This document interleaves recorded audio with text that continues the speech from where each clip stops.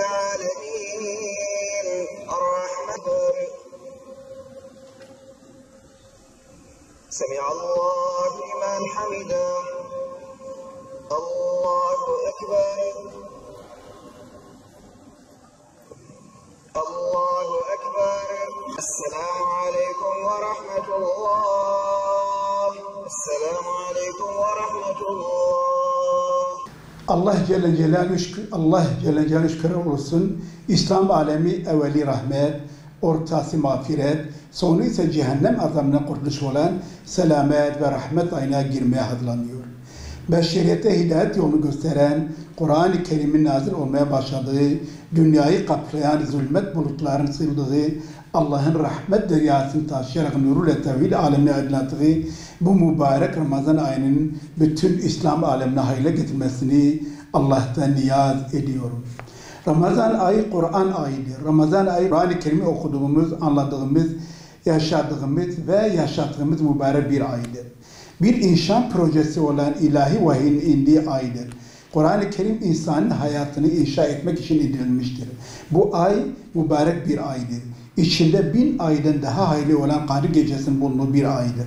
Allah bu ayda oruç tutmayı farz kıldı ve gecesinde münafile ibadetlerle değerlendirmemizi istedi. 11 ayın sultanı olarak adlandırılan Ramazan ayında ilk yapılması gereken ibadet oruç tutmaktır. Ramazan ayı boyunca orucumuzu tutalım. Ramazan ayı boyunca teravih namazı kılıp bol bol Kur'an okuyup mukabele okuyalım ve bol bol dua ederek namazlarımızı toplu olarak cemaatle camide kılalım. Camilerimizi ibadetle, Kur'an okumakla ve dua ile süsleyelim.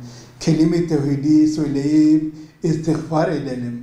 Bu ay sabır ayıdır. Hakikati arayanların tüm aradıklarını bulabilecekleri mübarek bir aydır. Bu ay Allah'ın mümin kullarına tüm af, merhamet ve mağfiret kapılarını sonuna kadar açtığı mübarek bir aydır. Bu mübarek Ramazan ayında öyle bir gece var ki tam 1000 aydan yani 83 yıllık bir ömürden daha hayırlı Kadir Gecesi vardır. Bu ayda yapılan nafile ibadetler, sadakalar Rabbimizin nezdinde kıymetlidir. Müminlere düşen Ramazan'a iyi bir hazırlık, iyi bir plan ve iyi bir programla girebilmektir. Gaflet, isyan, Kur'an'a uzaklaşma ve nimetlere karşı şükür etmememiz, Allah'ın emirlerini yerine getirmediğimiz, zulme karşı sessiz kaldığımız nedeniyle felaketler, musibetler, salgın hastalıklar ve doğal afetler, Yüce Allah'ın insanlara verdiği ilahi bir ikazdır. Rabbimiz Kur'an-ı Kerim'de mealen şöyle buyuruyor: kim beni zikrimden, Kur'an-ı Kerim'den yüz çevirirse hayatı ona dar ederiz, dünyayı ona zindan ederim.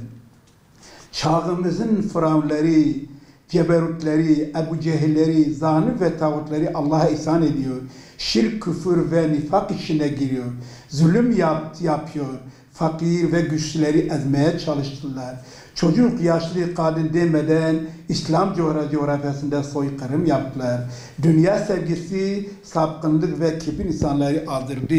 21. asrın insanları teknolojilerine güvenerek, beşeri sistemlerden imdat bekleyerek, özellikle İslam coğrafyasında büyük vahşetler, sömürü ve katliamlar, ahlaksızlık, zulüm ve insanlık dışı suçlar işlemektedirler. Namus, haya, edep, ayaklar altına almış hak, hukuk ve adalet çiğnenmektedir. Bugün emperyalist güçler tarafından İslam devletleri işgal edilip Siyonist İsrail her yıl mübarek Ramazan-ı Şerif ayında mazlum Filistin halkına bombalar yağdırmaktadır. Müslümanlar göçe salınmaktadır. Cehalet har safhada, ümmet başsız bırakılmış, Müslümanlar arasında tefrika ve fitne tohumları sokulmuş, içki, kumar, faiz, zina gibi bir günahlar aşikar bir şekilde işlenmektedirler. Ümmet bir kurtarıcı beklemektedir. Siyonist ve işbirlikçileri İslam coğrafyasında Müslümanlara insan aklını kabul etmediği işkenceler ve kötü muamele yapılmaktadır. Bugün dünyada müminlerin feryadı arş-ı ilahi titremektedir. İslam ümmeti bir kurtarıcı beklemektedir.